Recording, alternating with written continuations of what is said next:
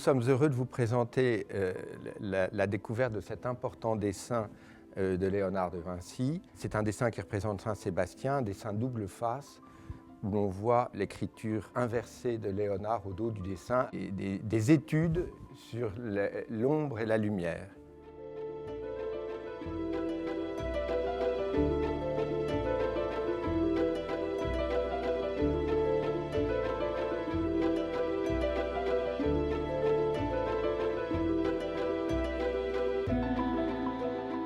On trouve un dessin inédit de Léonard depuis au moins une cinquantaine d'années. Il y en a très peu conservé en main privée. L'artiste Léonard est issu de l'atelier de Verrocchio, où il représente, si vous voulez, l'excellence, aussi bien au niveau artistique, et ce qu'il va amener en plus, c'est ses découvertes scientifiques.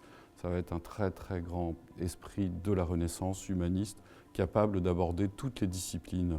C'est un artiste vraiment protéiforme, c'est pour ça qu'il est le symbole de la Renaissance. Nous avons ici dans ce dessin un condensé en fait, de cet esprit léonardesque. Et ici, nous avons un aboutissement beaucoup plus poussé d'un dessin encadré d'un trait pour donner une composition et avec un paysage en fond et surtout une attitude extrêmement tourmentée du saint avec de nombreux repentirs qui permettent de voir la pensée de Léonard évoluer. De l'autre côté, nous pouvons regarder ce dessin dans ce sens-là, et il est aussi intéressant.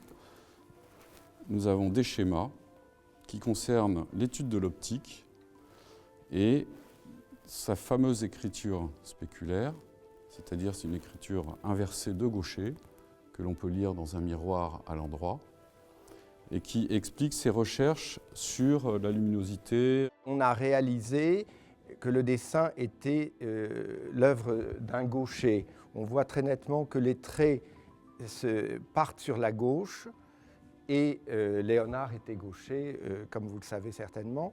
Au dos, nous avons vu immédiatement donc, les études sur la lumière et l'ombre qui nous ont permis de confirmer cette idée première à Léonard.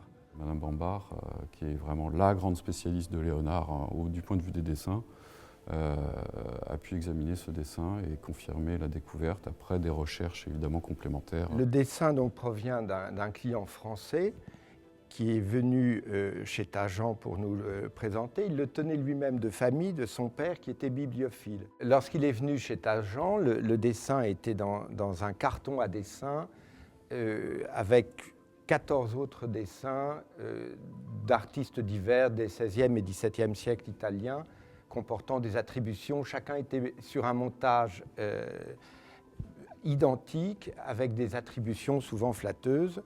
Et ce dessin portait la notion Michel-Ange. Donc on peut penser que la réalisation est contemporaine à peu près par le style à peu près de l'adoration des mages, puisque techniquement les dessins de l'adoration des mages correspondent à cette technique. Là, Léonard est à une époque charnière de sa vie, il a 30 ans. Il a été écarté en quelque sorte de la grande commande de la décoration basse de la chapelle Sixtine, à laquelle tous les grands artistes florentins ont été conviés, sauf lui. Le thème de Saint-Sébastien est un thème très prisé à la Renaissance, c'est un thème qui regroupe à la fois le martyre, la foi et la beauté. Un des moments importants de cette belle aventure a été pour moi la rencontre avec le client, le vendeur du dessin.